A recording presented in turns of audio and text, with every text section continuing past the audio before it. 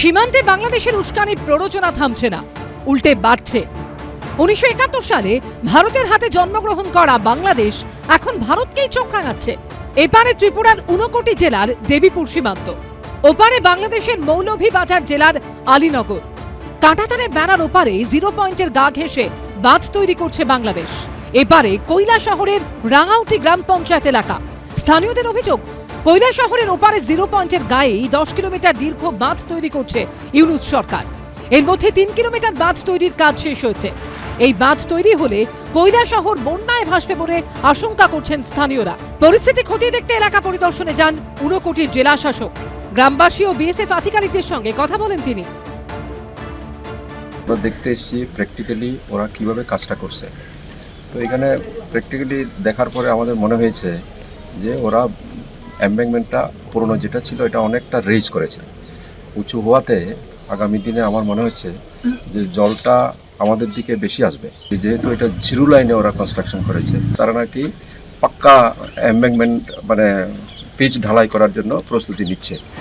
ত্রিপুরার শীতকালীন অধিবেশনে বাংলাদেশের বাঁধ নির্মাণের বিষয়টি উত্থাপন করেন কৈলাসহরের কংগ্রেস বিধায়ক বীরজিৎ সিং। এই নিয়ে কেন্দ্রের মোদী সরকারকেই দুষেছেন তিনি। কেন্দ্র সরকারের দুর্বলতার জন্য কি বলবো, নেতৃত্বের দুর্বলতাও বলতে পারি, কারণ এত বড় সাহস করেছে। ইন্ডিয়ার তরফ থেকে সেরকম কোনো প্রতিরোধের কোনো ব্যবস্থা নেই এবং এখানে এত বড় বাঁধ নির্মাণ কাজ শুরু হয়ে গেছে, 3 কিলোমিটার কমপ্লিট। সেই ক্ষেত্রে আমাদের ভারত সরকারের যে ইন্টেলিজেন্স, এরা কি করে, এটা তো বিরাট ব্যর্থতা। দিল্লিতে কেন্দ্রীয় স্বরাষ্ট্রমন্ত্রী অমিত শাহর সঙ্গে দেখা করে বাংলাদেশের বাঁধ নির্মাণ নিয়ে চিঠি দিয়েছেন ত্রিপুরার মুখ্যমন্ত্রী মানিক সাহা। শরীপুরে এবং কৈলাসহরের জিরো পয়েন্টের কাছাকাছি জায়গায় বাংলাদেশ সেখানে একটা অবৈধ বাঁধ নির্মাণ করেছে। মাননীয় মুখ্যমন্ত্রী আজ নয়াদিল্লিতে আমাদের ভারত সরকারের স্বরাষ্ট্রমন্ত্রী অমিত ভাই শাহজির হাতে সেই রিপোর্ট তুলে দেন। এই যে অবৈধ বাঁধ, সেটা সম্পর্কে নিশ্চয়ই কেন্দ্রীয় সরকার ইতিমধ্যে কোনো পদক্ষেপ নেবে।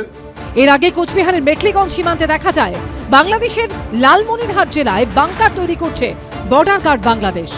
প্রসেনজিৎ সাহার রিপোর্ট, এবিপি আনন্দ।